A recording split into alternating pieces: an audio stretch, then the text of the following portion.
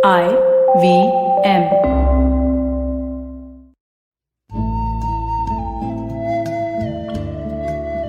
IVM के Hindi travel podcast टेढ़े मेढ़े रास्तों पर आपका स्वागत है। टेढ़े मेढ़े रास्ते ही क्यों? वो इसलिए कि घूमना भी तो ऐसे ही रास्तों की तरह पेचीदा और लगातार उतार चढ़ाव भरा होता है, जहां हर पल कुछ नया देखने और महसूस करने को मिलता रहता है। शर्त बस यही होती है कि आंख कान खुले रहने चाहिए। मैं हूं केशव चतुर्वेदी और मैं आपको ले चलूंगा इस जबरदस्त यात्रा पर और सुनाऊंगा ऐसी मजेदार कहानियां शहरों, किलों, महलों, सड़कों और सबसे अहम इंसानों की, जो पिछले 20 साल से ऐसे ही रास्तों पर भटकते हुए मैंने सिर्फ आपके लिए इकट्ठा की हैं। तो आइए शुरू करते हैं। पुडुचेरी मैंने तब देखा था जब उसे पौंडीचेरी कहा जाता था और चेन्नई को मद्रास। तो हमने मद्रास यानी चेन्नई से बस ली और पौंडीचेरी या पुडुचेरी की ओर चल पड़े। पुडुचेरी चेन्नई से 3 घंटे की दूरी पर है। यह भारत में 5 फ्रांसीसी उपनिवेशों में से एक था और सबसे अहम भी था। इसके अलावा तमिलनाडु में ही दूसरा उपनिवेश कराईकल था, तीसरा केरल में माहे, चौथा आंध्र में मछलीपट्टनम और कोलकाता में चंद्रनगर। चेन्नई की भीड़भाड़ से दूर पुडुचेरी बहुत ही शांत है। शहर का एक अजीब निजाम है और यह बताता है कि फ्रांसीसी राज में यहां भारतीयों की क्या हैसियत थी। शहर में एक नहर है जिसके 2 तरफ 2 अलग अलग शहर बसे। फ्रांसीसियों ने अपनी तरफ को विले ब्लांच का नाम दिया, जिसे श्वेत शहर कहा जाता है, और नहर के पार यानी विलनॉय, शाम शहर। श्वेत शहर में शासक यानी गोरी चमड़ी वाले फ्रांसीसी रहते थे और दूसरी तरफ शाम शहर में काले भूरे शासित भारतीय। लेकिन ऐसा नहीं था कि दोनों तरफ से लोगों का आना जाना नहीं था। बस शासकों ने इतनी एहतियात बरती थी कि शासित उनके बीच आकर न रहे।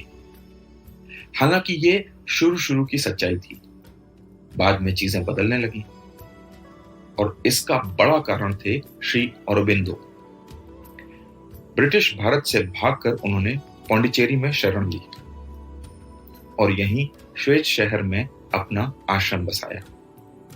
इसमें एक फ्रेंच महिला ने उनकी मदद की, जिन्हें हम आज मदर के नाम से जानते हैं।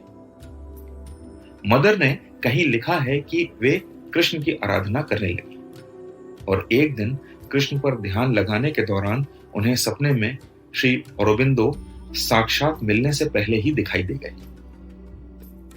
खैर, समय के साथ साथ अरबिंदो की प्रसिद्धि भी बढ़ी और फ्रांसीसियों के जाने के बाद पुडुचेरी पूरे भारत में श्री अरबिंदो के कारण ही मशहूर हो गया।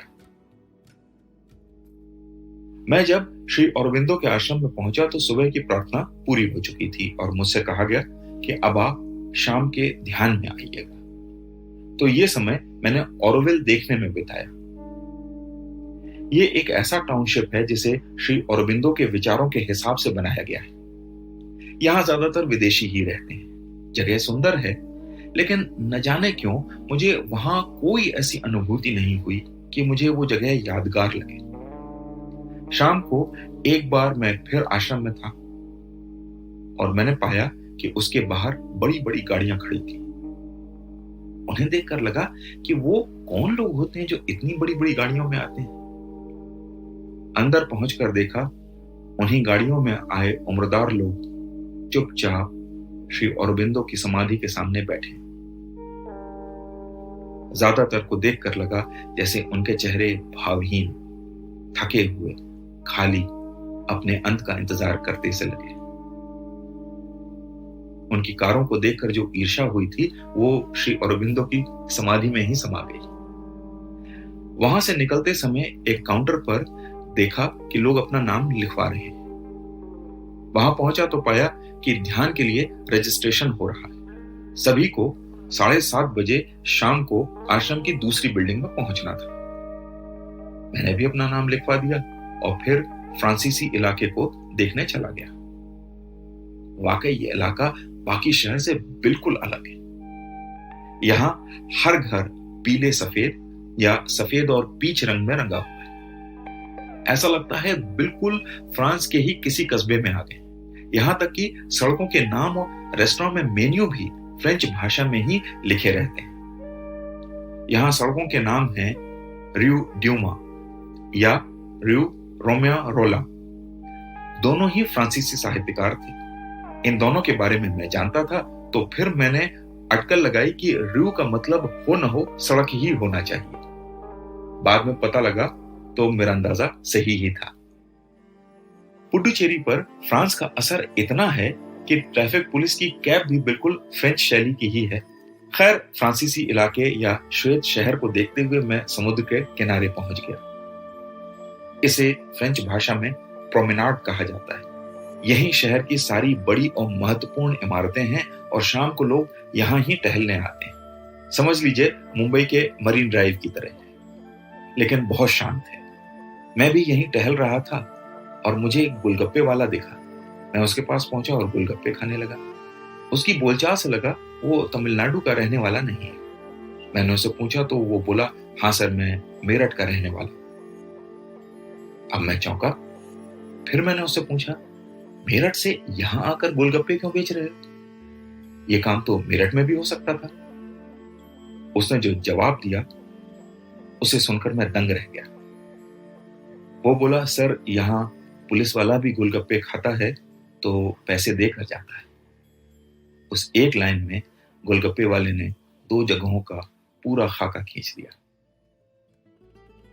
तो आज टेढ़े मेढ़े रास्तों का सफर इसी मील के पत्थर पर खत्म होता है। अगली कड़ी में फिर किस्सों के एक नए मोड़ पर मिलेंगे और वहां से फिर नए मील के पत्थर तक साथ चलेंगे।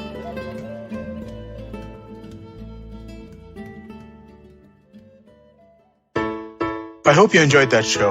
If you aren't following us on social media, please do. We're IVM Podcasts on Twitter, Facebook, and Instagram. Would like to thank the sponsors on the network this week, Cred, Ciet, and Global Victoria. Thank you so much for making this possible.